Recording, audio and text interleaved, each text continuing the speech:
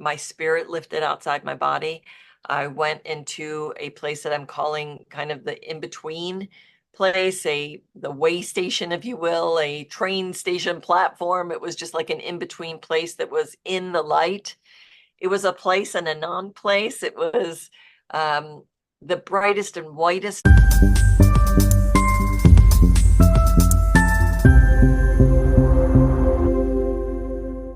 Hey everyone, it's Holly Hall from The Intelligent Soul. I'm so excited today. We've got Lee Papa, and Lee Papa has a unique and grounded ability to bridge the gap between the worlds of health, wellness, leadership, and business, and the spirituality, the mystical, and the supernatural. She weaves them together with an authentic voice of storytelling and powerful and accessible way to engage on topics that improve lives. Now, in 2008, and I'm not going to give you a spoiler alert, but she went through a huge transformative, otherworldly journey and near death experience. Here at Intelligent Soul, we have a series of near death experiences, and people who've had these experiences are now my guests. I want to welcome Lee Papa. Thank you, and welcome to the Intelligent Soul podcast. Hi, Holly. Thank you so much for having me. So tell us your story. What is your near-death experience? How I'm assuming, and correct me if I'm wrong, that this has led you to this grounded ability where you bridge the real world with spirituality. Is that where your journey started after your near-death experience, or did it start before that? Well, I would say that it went on high alert. It went on, very focused after the near-death experience. But I've been really a spiritual seeker in some level my entire life, and so always looking to make known the unknown. As a kid, I wanted to be an anthropologist. I wanted to get the secrets of things, right? And so spirituality, and I didn't really know it until I was much older. That connection was always with me. And I think I was just waiting for the predestined time to really awaken to that. And then take me to, as an adult, I was 42 when I had the near death experience. And previously I had really navigated from a place of stress, high anxiety, adult child of an alcoholic. So if anyone of your listeners understand that, we kick up a lot of drama even though we don't want it. It's something that is kind of a natural state of being. So that's where we somewhat feel comfortable. But I had always found that no matter what it was, I was getting sick. It was a cold to, it could be a plethora of any things, but it was always getting sick, and really a self-fulfilling prophecy, really, because I was stating it all the time, right? So our words are very powerful. But at this time, I found myself I was in Las Vegas, moved to Las Vegas because my elderly mom, had fallen and broken her hip, and my new husband and I were moving from Los Angeles to Las Vegas so that she could come live with us. And we thought we were going to start a really great new chapter, giving my mom a really wonderful opportunity for her last chapter. And we all got along really well, was very close with my mom. And then when we got here, just a couple short months after, my husband was in a major car accident that truly changed the trajectory of his life for sure, but all of our lives. And I call it the universal chess game, because in hindsight, you can see how all the pieces have been moved around for the highest and best of your worldly experience. And sometimes it feels and looks really icky and dark and, dark nights of the soul. But when you have the hindsight, you can see how powerful they were and how necessary they were. So I'll take you directly to the near-death experience, because I think that's what everybody really wants, the juicy Yes. bits, right? And so I found myself, I was ill, and my husband had gone on a retreat. My mom was in the house, but really nowhere to be found. I was getting very, very sick. The antibiotics weren't working. I was in bed. I wasn't sure when the last time I had something to drink or eat was. My 2-year-old was running around the house. I was doing minimal care for him at this point. And then when I really started to fail, I called a girlfriend to come get him. I felt there's a little bit of trepidation, some fear rising in me as I was getting to this depth of illness that I knew I could go. So my rational mind was saying, my elderly mother will find me.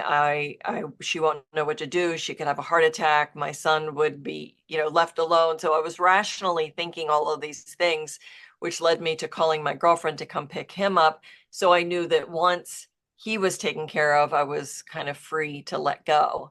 And that's what happened. My spirit lifted outside my body. I went into a place that I'm calling kind of the in-between place, the way station, if you will, a train station platform. It was just like an in-between place that was in the light. It was a place and a non-place. It was the brightest and whitest of lights you could ever imagine, lightning strike white. I did not have a body. I was a sphere of light and I was free. Oh, the feeling of freedom and joy and bliss and love. Dr. Michael Beckwith talks about death as like taking off a tight shoe, which I absolutely love that description because that's what it feels like. Our spirit is so vast and we are in these little vessels. And so when we are able to release the vessel, we are just massive and free. And so I was ready. I was like, woohoo, let's get this party started. Right. Let's go. I was ready to go home. Um, and then I noticed that I was met by, or two light beings were coming from off to the distance, coming towards me, which is funny because in this whiteness, this vast whiteness, you can't even conceive of, well, depth, right? But there was. So these two beings started to approach me. These were not people that I knew.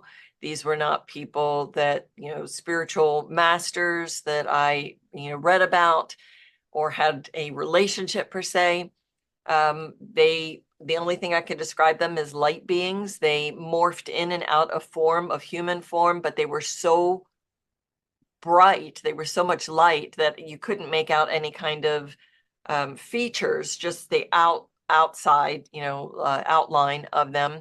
The one on the left felt very masculine. The one on the right, a little smaller, felt feminine, but they kind of morphed in and out of one telepathic thought form to me, an individual. And I was greeted in a way that felt very much like they had a job to do, and that was to encourage me to go back. But they did say that I had free will and that I could continue on and go home, but there was information that I needed to make that decision. So in that process, I went through what I call a relationship review. It wasn't a life review. Like I hear a lot of NDEs go through this life review where it looks like Yeah. specific times in their life, they see it on a screen. It was not that for me. It was the relationship, the person that I had the relationship with, and I perceived it to be this soul group. So very key people. And the emotion, the love, the wisdom, and the knowledge that I gleaned from that experience would wash over me, and I would just be filled with this beautiful experience. No negativity, no attachment, no judgment, no woulda, coulda, shoulda, none of that. Just the beauty of the experience, and it would wash over me, and it was like, oh. Then the next one would come. Same. And the energy of it might be a tiny bit different. Like I remembered three specifically. My mother, and then my husband at the time, and my child. And so my husband was left a second to last, and we were not in a good space, Holly. We were, not on this third dimensional plane. We were not in sync. We were fighting. We were really struggling to even like each other. So to have this experience where there was nothing but love and joy for the experience of loving and having a union with this soul Wow. known as Jean-Pierre in the book was pretty spectacular.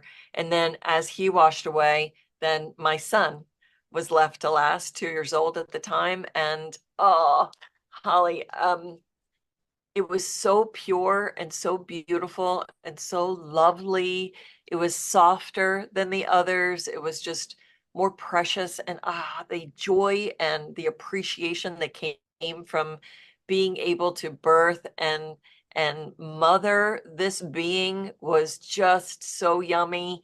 Um, and then that feeling washed away, and I was left with this just beautiful feeling.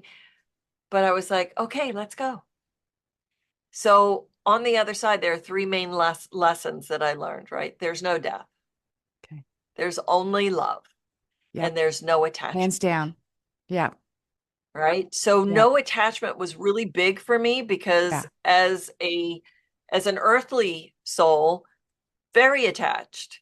Super Only one attached. child, Yeah. total helicopter mom. I mean, like total helicopter mom. I don't know. I guess I innately knew I needed to protect this being. And and so these light beings said to me, not so fast, basically.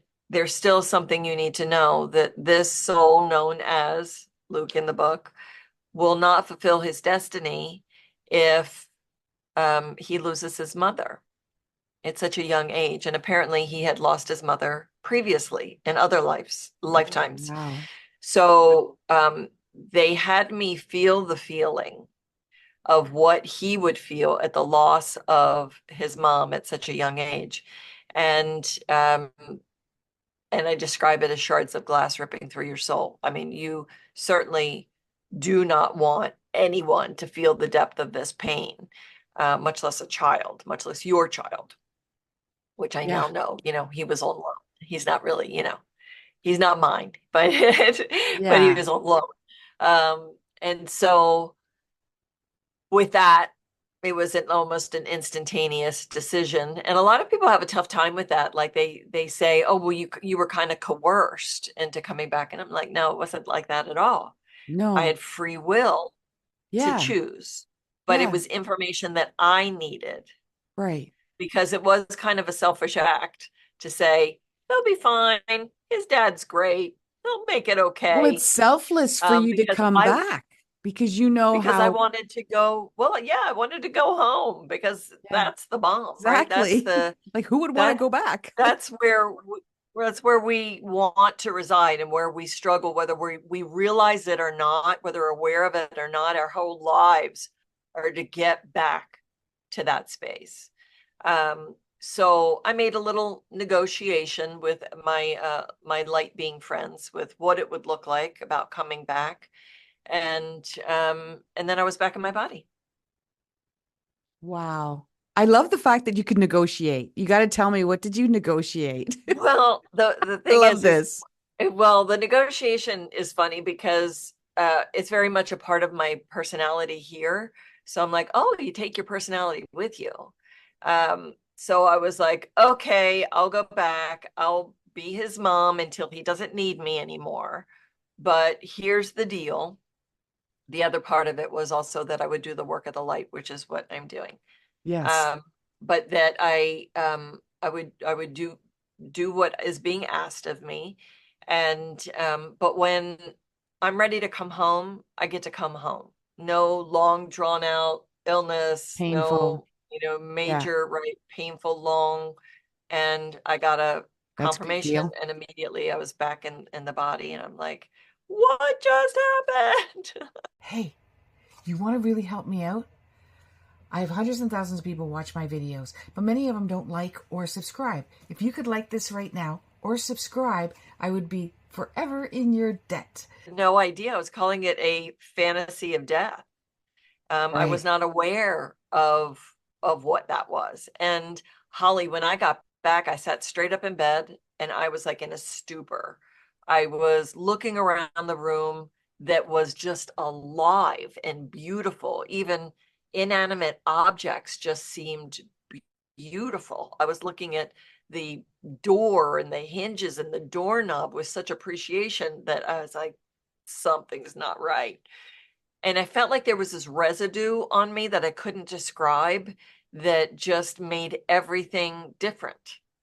Right. And I was blissful and joyful. And I was, 95, 96, 97% better. I was sitting up. I mean, I was Wow. on my deathbed, and then I was like going, what's happening? What's going on? And so I proceed to call my sister, who had been studying meditation and more metaphysical things, and she uh we had a very interesting relationship, and and at the time, she's a Leo, so you would understand. She's a Yeah. Leo, so she's very forward, personality forward, and she was very quiet and just let me move through my entire story. And then when I said to her, like, I was wondering, like, are you still there?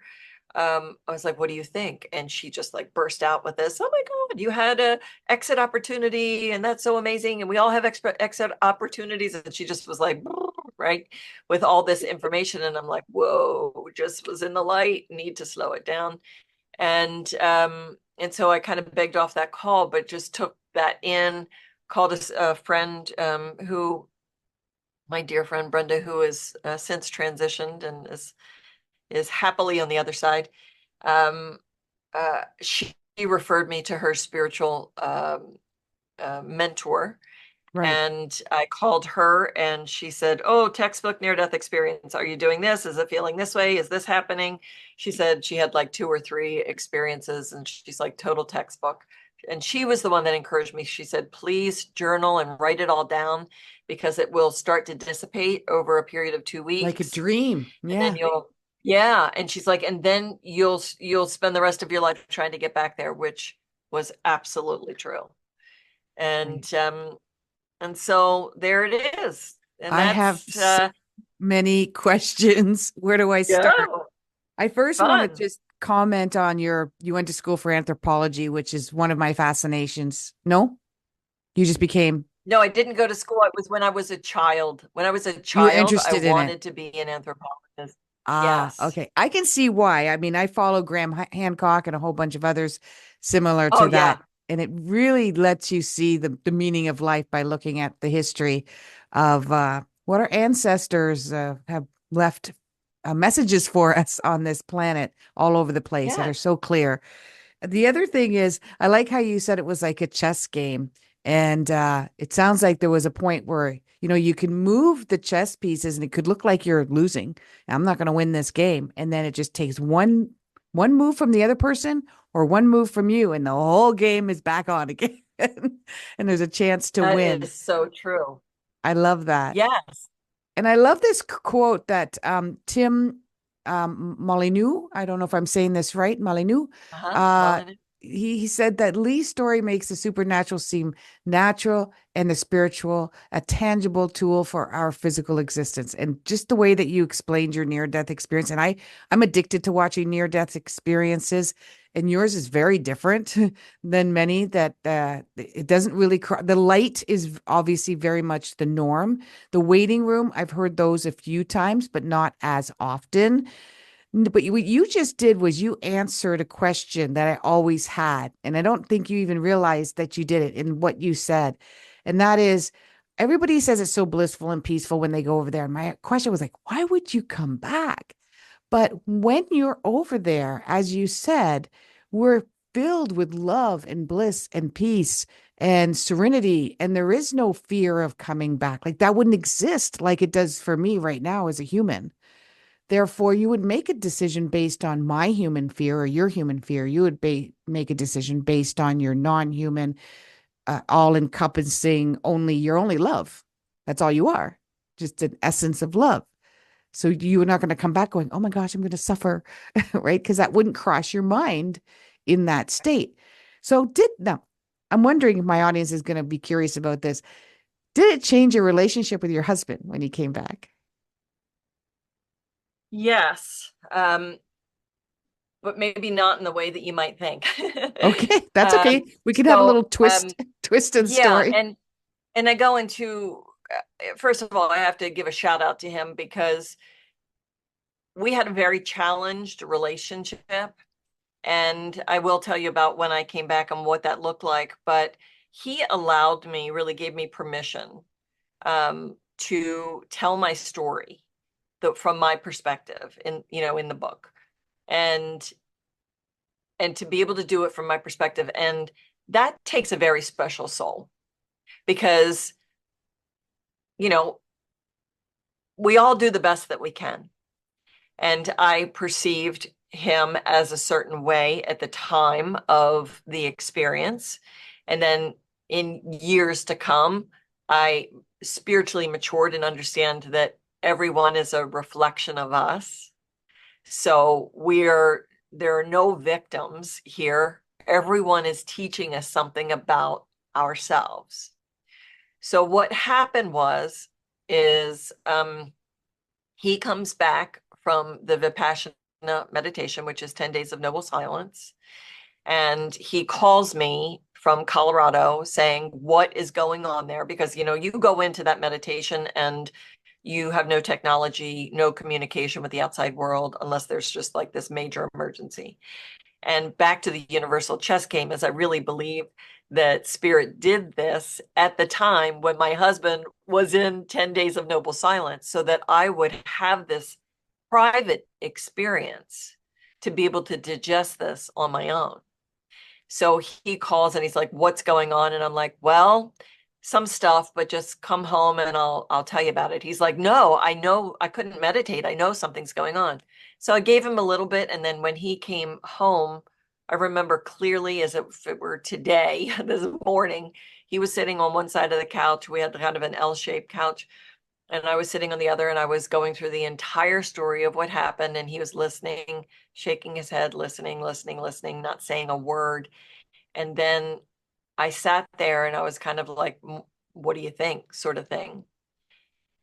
And he said, well, something to the effect of, well, I believe that you believe that you had this experience.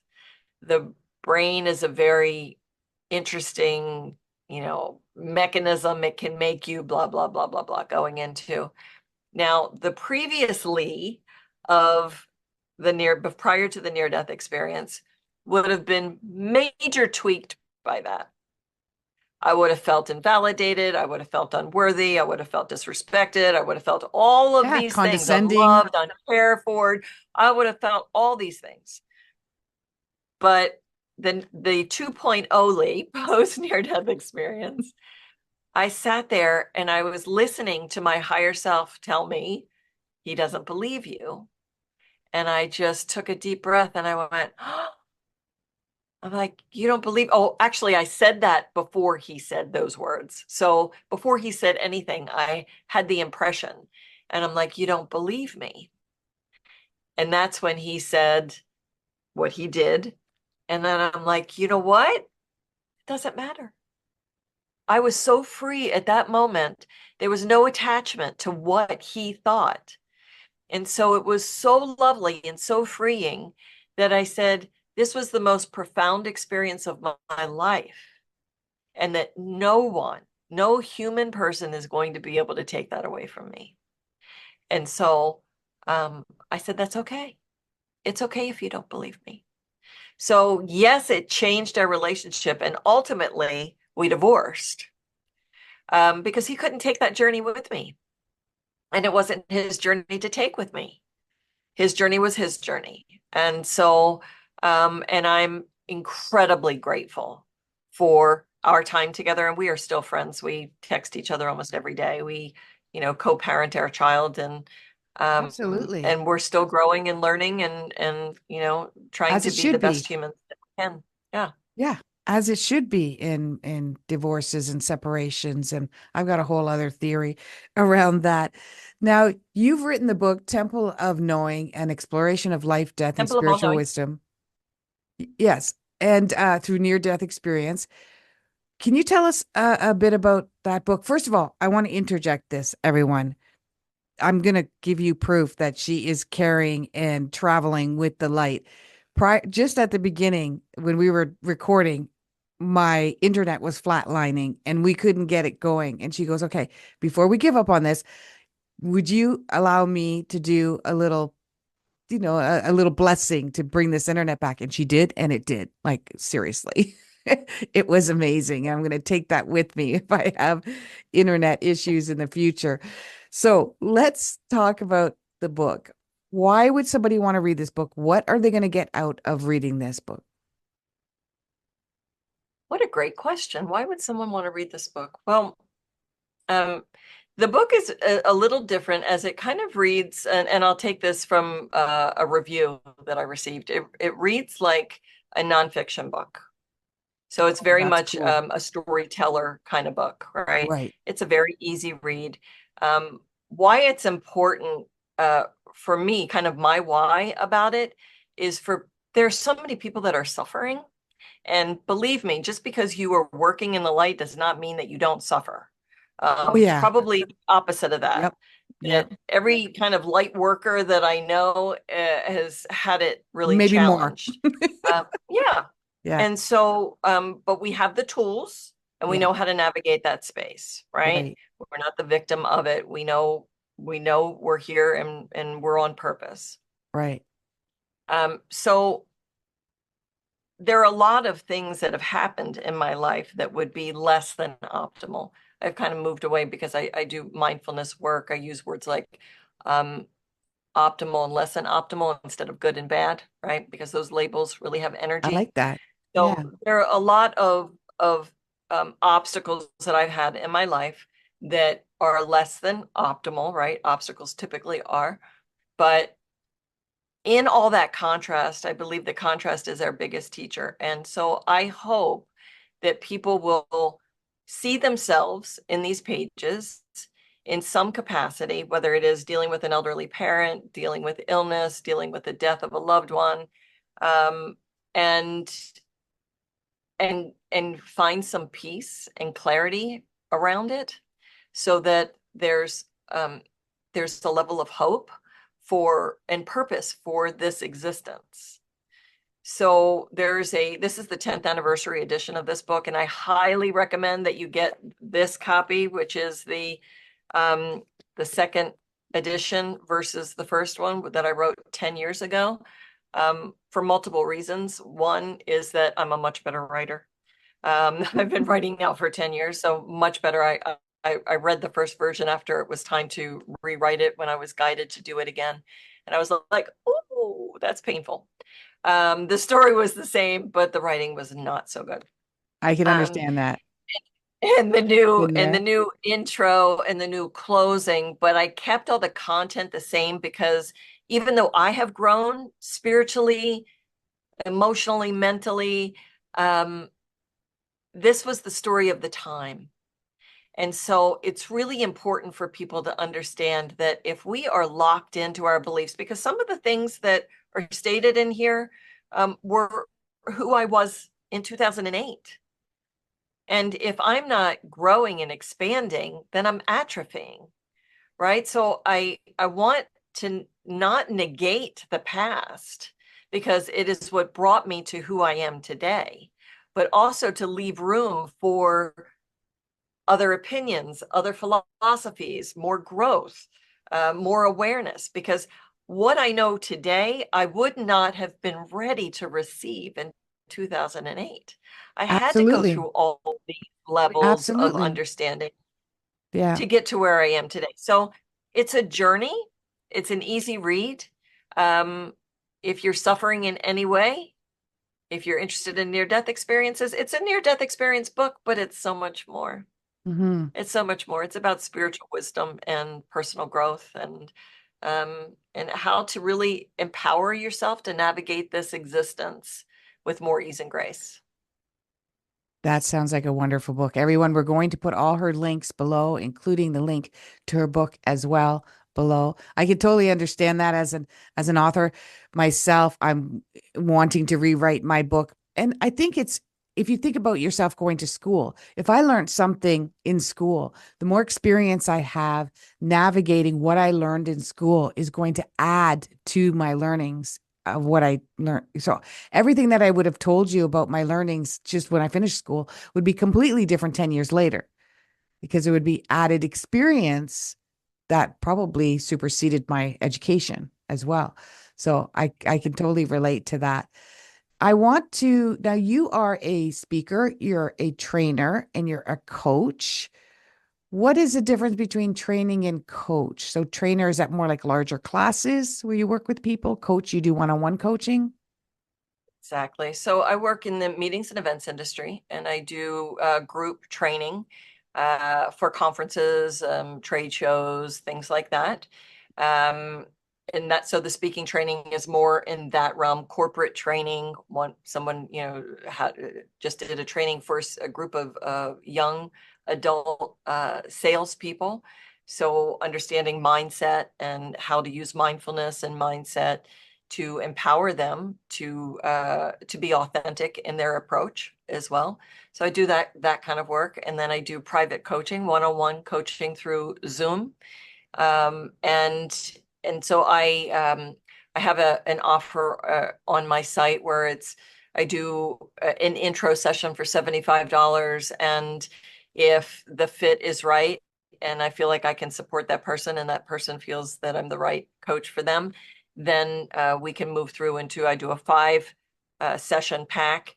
And I really love this. I found that over the years, the 5 week pack, which includes all these videos from a program that I created called Mindful Makeovers, a workbook, and some other stuff, that you get a shift in 5 weeks. So and that just lights me up. I love when someone comes in and they might be in despair, depression, or anger, and then we can move them to feel a shift in 5 weeks. Um, and That's not so that's very the long, coaching. 5 weeks. That's worth a, No, no, that's no. worth I, its I weight do in have gold. clients that are like, oh, wow, if I can get this far in 5 weeks, I want to, and so I do another continuation package of 8 weeks. And then I've had clients for years, but they continue to progress. So I don't want to keep regurgitating the same thing. I want to give you the tools. If you really want to do the deep dive, basically what it is I'm putting in all the software. I'm holding the flashlight into the shadowy places. I get intuitive drop-ins. So it's a quick process. Like I'm working with someone and I'm like, oh, it has to do with, and I get a drop in that it has to do with, your husband and a dog, or your father and the experience with his job, or, so I'll get something that Absolutely. basically is deep in the consciousness of the person that they haven't even thought of is the Yeah. core of the problem. And then Yeah. we clear Yeah. the energy around it. I know you do this work. You clear the energy around it, but also go back either all the way to the origination point for them. It could be this lifetime, it could be past lifetimes, it could be generational, or ancestral. And we get and clear up this energy and this stuff that Right. is out there, because energy doesn't die. It can be transformed, but if it's out there, that's why we have to be very careful with the way that we speak and the power of our words, which goes into a whole nother section of what I teach. But I love I that. hope You that can answered the find all question. your work at leepapa.com, No, PAPA.com. We'll put that down there as well. actually, my link tree, which I think I sent you, my link tree is really the best access Okay, to we'll put that in things. the There's description a below. Good. There's a free book, The Roadmap to Living Mindfully, Understanding Self-Love, Self-Care, and Self-Mastery, which I highly recommend. And there's a bunch of freebies in there as well. Yeah, I'll get So that from you. I don't see it under the links here that you had sent me, yeah, but I'll I'll send get that from you for sure. So the big question I think everybody wants to know is, why do we come to Earth? it. Yeah, it's If it's so you know what? painful? If I can no, yeah, if I could read you, which I love to do, because I think it's Please do. the gem of the book. Please do. Uh I received a people call it a channel, right? A download, a channel, I call them wisdom. downloads. Yeah. Yeah, people call it different things, right? So I received this while I was writing the book, and I think it's going to answer your question. Okay. Okay. I'm ready. Let me turn some light on. There we go. This is on page 131, by the way, in case anybody wants to know. Thank And you. I do have the audiobook. I just got the audiobook done. Oh, So if you awesome. Okay. Love enters us from a well of existence that is streaming from the natural source. We do not own it. It flows freely and is given with no requirement or judgment of its use. It is the life force of all creation. I am here to tell you that this life force runs through each and every one of you, and each and every one of all living beings in the cosmos. If you could glimpse for just one moment the purity of the light of all existence, the same moment that we allowed Lee to experience and to draw upon for her strength in her journey as she continues to expand into the being that she already is, it would most definitely change you. The worry and the fear that penetrates every layer of your current existence would vanish like a streak of lightning in the night sky. It would melt all the worry and darkness from your hearts and fill you with the light of love for all mankind. There would be no differences, no wars to fight, no burdens of finance. As with this love, all things for all people are possible. Your limited knowing of what the light is the only problem or issue that you need to resolve. The only issue. As once this clarity is yours, you will no longer seek anything but the existence that is the light of pure energy. You see, the strength that is the you that you do not know is just below the surface to be uncovered by you. This is the journey, you see. It is the unveiling of the shell that you have encrusted upon yourself in darkness so that you can see again. The world is your ground, your playhouse, your school. It is that for each and every one of you. Some of you see now, some of you are beginning to see. And it is joyous. It is a joyous occasion for all those who are able to see this unfold. It is glorious in many ways as your existence is unfolding in the hands of those who seek. You are the beauty and the life of all beings and all people, and the sages of the old ways will no longer be the ones that those follow, as the followers will be only you in your own path of seeking. This is true for all. Do not seek to find what is already within you. The path to the enlightened is with you. Wow. I get Wow. chills Oh my every time gosh. I Every read that. single word. I'm gonna be listening to this over and over and over again. I suggest to anyone that's watching this right now, just go back and listen to it again. Make notes, read the book, buy the book, listen to the book. That is amazing. Amazing. And I'm sure you downloaded, channeled that wisdom probably in your later on in your book writing in the ninth or the 10th edition. That is Yeah, when it absolutely. came, it was very powerful, and I could feel the high vibration coming in. Like I knew something was happening, and I could feel that, the buzzing and the vibration was very high. And when that starts to happen, then I just start typing. I don't know what's coming in. I just hear the words and I type the words, and then I'll read it, and I'm like, woo, right? Because that is not from me. Oh yeah, That I is can from the tell the light. difference That is from a between higher me and vibrational being. yeah, I can tell the difference between me and my higher self Yeah. because I don't speak like that. Sometimes I have to look Right, words up. right, I have to look words up and go, what is right. this word? Is it even in context to the sentence that I just said? And I'll read it and I'm like, oh yeah, it does. It's insane. I have to do the same thing. It's awesome. Yeah, and I'm not a vocabulary queen or a grammar queen, just to let everyone know. Uh, Thank God for Google. yeah, because my husband can hear me doing readings sometimes. He doesn't hear the other person, but he'll just hear like a few words. He goes, I didn't hear everything because I'm very big that he doesn't listen to anything. But he'll go, you sound so intelligent and smart. Like you're so intelligent. And I'm like, I know, I don't talk like that all the time. It just came out.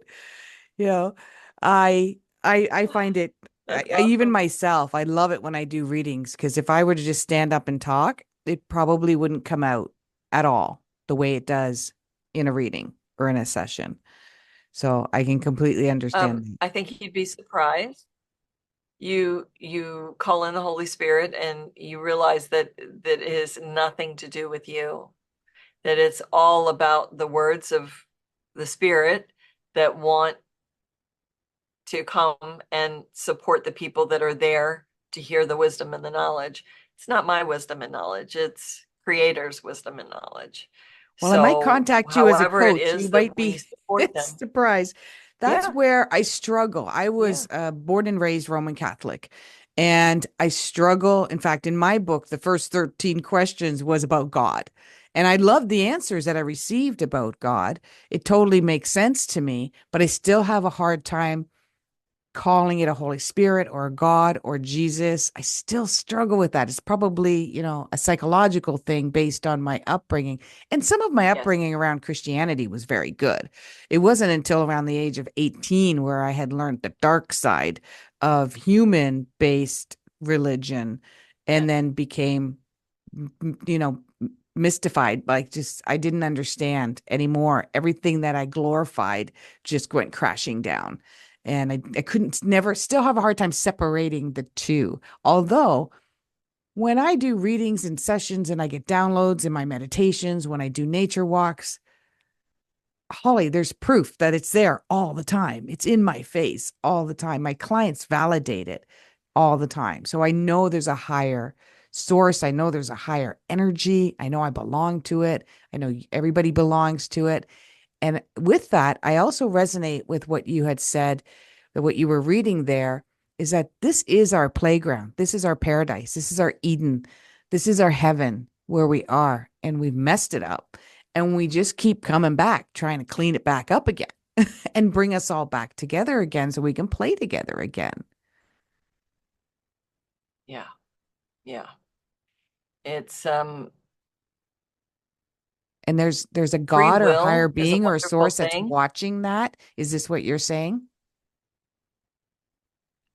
Well, I believe that God has provided us with free will, so he's not intervening in the way that we have messed up the world.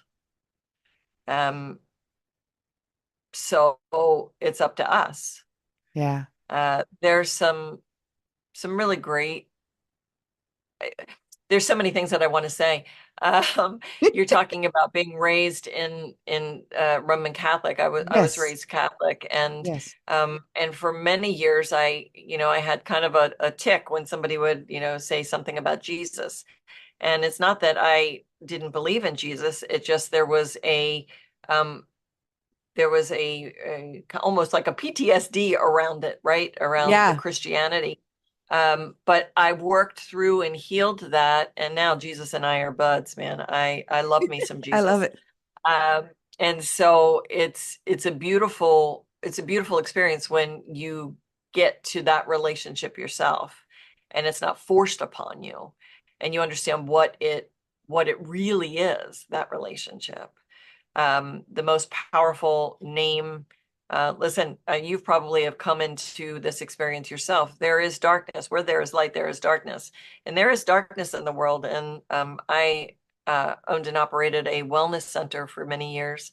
And I saw some serious darkness and had to do some people would call it exorcism, right? To remove demonic presences. That's not a fun thing, and I don't enjoy doing it. I will do it. But the name of Jesus, there is nothing more powerful than that. So if you're ever in a situation where you find that uh, you you cannot rely on your own um, skill, you call on the name of Jesus, and he will get her done. Wow. Wow. I love that. What advice would you give people that doesn't have the tragedy and blessing mix of a near-death experience? What advice would you give them that could transform their thinking about why we are in the living? This is why I love the mindfulness training that I do. And Creator gave me that direction because when I had my wellness center, it was all about mind, body, spirit wellness. It was more on the, metaphysical, supernatural kind of platform. And Creator gave me mindfulness training to move into a more corporate, grounded arena to help people with stress relief. And in that, they also started to slow down and they started to take care of themselves. They started to listen. And so when there's so much static in the world, so much chaos in the world, so much resistance in the world, mindfulness is a really great place to start because mindfulness at its simplest form equals awareness. Awareness of your thoughts and actions in the world around you. And that seems pretty simple. Yeah, Lee, I'm aware. Well, the kicker there is awareness and non-judgment. So mindfulness equals awareness of the thoughts and actions in the world around you in non-judgment. So who do we judge the most? Go ahead, Holly.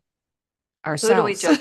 Of course, 100%. Everybody gets that because Yeah. it's true. Yeah. We all judge ourselves the most. So if there's anything that we see in the external world that we do not like, that we're pushing against, that we're resisting, we need to do more inner work. Yeah. So mindfulness equals awareness of our thoughts and actions in the world around us and non-judgment. So we must start with ourselves. So how do we start with ourselves?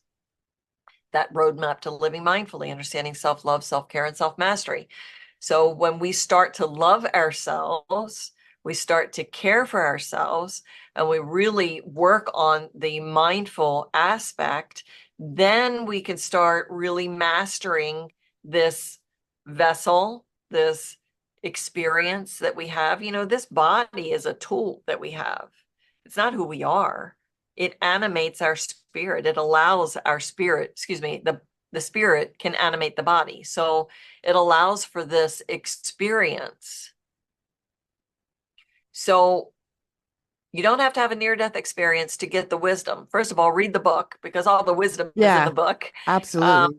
And then download that free book and go through. If you can do coaching, 5 weeks of coaching would be just a major mind shift. And take responsibility for yourself. You're not a victim. You can shift your world by making small incremental changes every day. Small incremental changes will give you you'll look back on the younger version of yourself, even from a month or 2 months, and really have compassion for yourself. I know I did. I think back on that younger version of me with such compassion because it was exhausting being her. Now things still happen. It's not that nothing bad or less than optimal ever happens. It's just that you have the tools to navigate that with more ease and grace. That's incredible. I love that. That's great advice. I would add to it too is what I tell a lot of my clients is observation. Just observe yourself. Sometimes you don't actually have to do anything. Just watch yourself, witness yourself, ask yourself questions, and just sit in that state of observation and things will transform. There's a great book called, and it's on my Amazon storefront, called Self-Observation by Red Hawk. Ooh, yes, And it's a really good read, and it's a really great way to look at the patterns of your life. And absolutely. again, with that mindfulness piece, non-judgment. So looking at all your past relationships, looking at all the key points throughout your life, where you've had hiccups and see the common threading within them, because there'll be different players, different scenarios, but the lesson is all the same. And it'll keep happening and getting louder until you get it, until you get that, oh, this is the lesson I'm to learn, that you chose to come in and learn. So it's all you. Yes. But Yeah.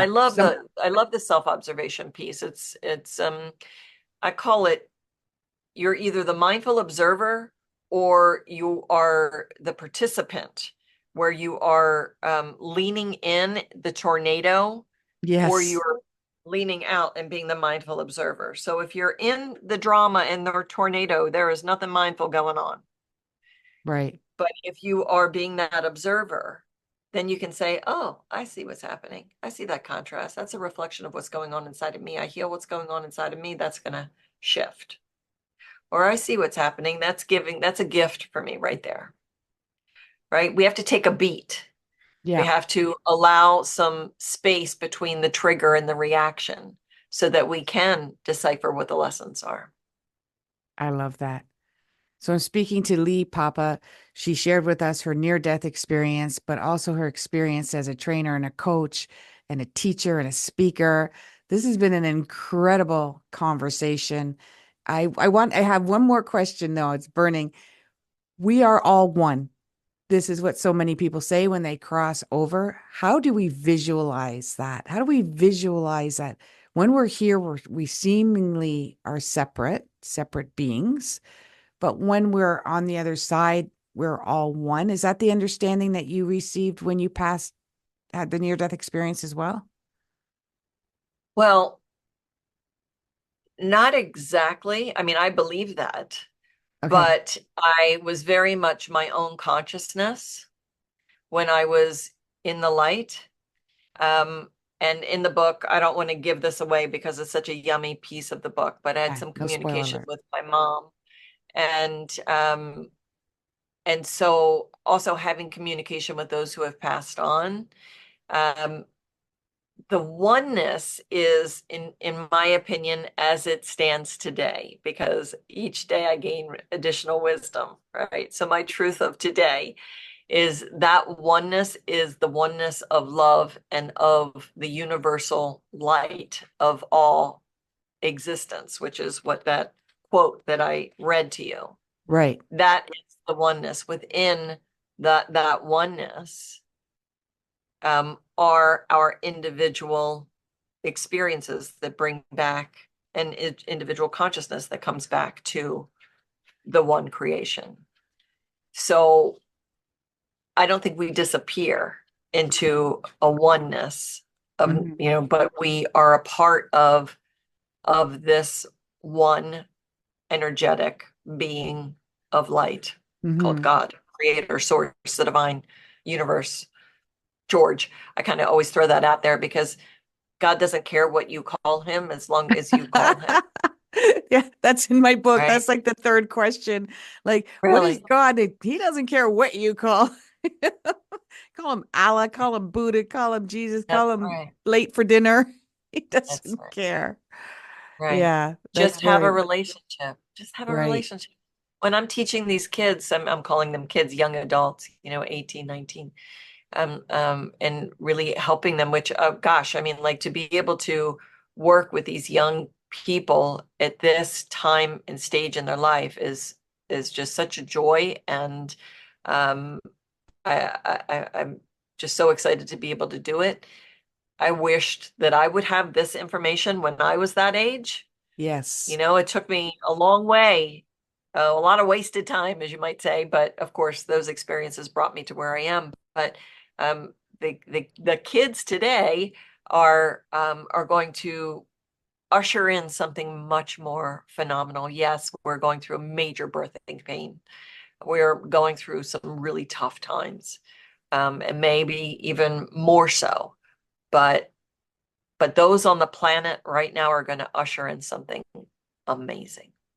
Yeah, we're definitely people like ourselves. I think we're looking for that tougher time to come because we realize that it is the bridge that's going to take us to the other side. But I know a lot of people are very afraid of it as well. And I think you would agree with me that there isn't anything to be afraid of. And I think, what has happened in the last 3 or 4 years is kind of conditioning us to be uh, toughen up a little bit and be prepared for that and connect with each other and realize we need to be there for each other to support people for the people is what I keep calling it. Yeah. We need to have that connection with one another. And yeah, I like that. I like that. I'm going to give you a quote that another thing that I received, which was a quote about fear. Fear is the pesky little parasite that feeds on those so strong. So when I received that, I was like, wow, that is amazing because I can visualize it. And you think about parasites, right? And they get in and they take over, and fear does that. But we have to learn how to always be choosing, not allowing something to take over. Whereas we are the drivers of our ship. So we either choose fear or we choose love. We either, keep um, amplifying the one, right? Keep giving that attention, or we're giving love and peace and kindness attention, because whatever it is that we're giving attention to is what we're creating. So if we want to keep creating more chaos in the world, let's keep kicking that up. If we want to create a world that is more like an Eden, then we need to speak life into that. Yeah, I can understand that. You're always going to have the law of polarity. There's always going to be dark and light and fear. And sometimes fear has a good place, animal instinct. It can save your butt at times. So it's not a total, just like ego can do a favor for you, but ego can also get in your way. It's understanding what your own personal languages around that, because I think everyone's is different. What you were saying before when we were talking about the law of one or the oneness of it, I always explain it like a puzzle, and we are all individual pieces of that puzzle, and we're very important individual piece Right. of that puzzle. If we're missing the whole puzzle doesn't make any sense at all. So even though we are not the entirety, the sum, we are the sum of the whole, basically. It's extremely important.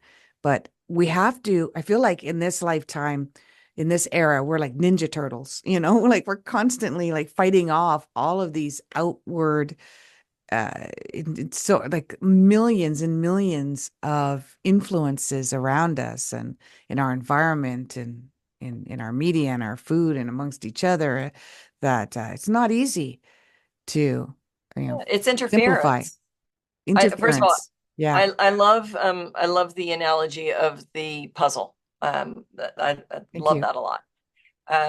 So yeah, we have constant interference, and just like as we're taking a bath or a shower every day, let's hope everybody is, that we have to cleanse our energetic body every day. Yeah, Because especially if you're drinking alcohol or you are letting yourself be open to negative presences in your field, you get drunk or black out, and you have just opened the door to negative entities. You yeah, just said, "Come on in," and then you're wondering why you're depressed, or you're having these really awful thoughts, or why things have changed. You feel different because they may not even be your thoughts. And when we are not energetically cleansing ourselves on a regular basis, and I actually teach people how to do this, um, it's our responsibility to do that. It's our responsibility to keep this sacred vessel healthy.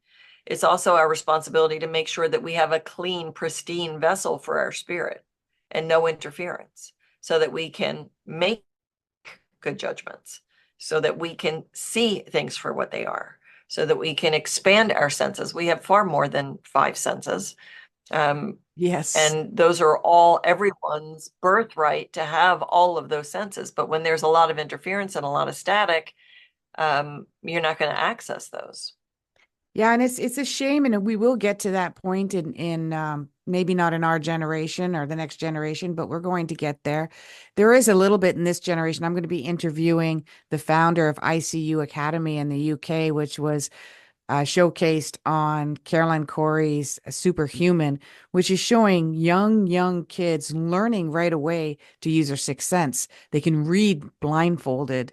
They can tell what I saw colors that. are in front of them blindfolded. It's just absolutely incredible. It's almost unbelievable, but it's believable because you're looking at it. The documentary goes into a whole bunch of other scientific proof that we are superhuman, and we're not taught this from day one. If we were, Yes. Well, I think some people in this world don't want us to have this superpower that we all have. Absolutely. We all have it. And Yes. it's sad that we're not Yeah. taught this, but I believe we're going to get to that point. I'm glad to hear that you're working with young adults in a school type setting and you're teaching them this superpower as well. I just think it's incredible, and your programs are incredible, and you are a light to the world. And I'm sorry you had to experience it in that way, but I'm glad you have too, because I guess you got to remember yourself into society and bring in possibly what you signed up for before you were born was to do this job. I love That's it. right. Thank Thank you you so much, so Holly. much. Thank you. We spoke in unison there. Thank you so much. And everyone, if you want to get any of Lee Papa's information, take a look below. If you're listening to this on Apple or Spotify, you can go over to my YouTube channel where the links will be below there as well. If you're seeing clips on TikTok, get over to my YouTube channel, Ask Holly Hall, and listen to the entire interview. This has been an amazing interview. I hope we can have you back again, Lee Papa. Thank you so much. Anytime. I really enjoyed you, Holly. Thank you. I appreciate all your preparation and the exchange. You've been really fun. Thank you. Thank you. Thank you, everyone. Namaste. There we go. And I got to learn to So turn let me my give you, I'm going to give you notifications the off. link to the link.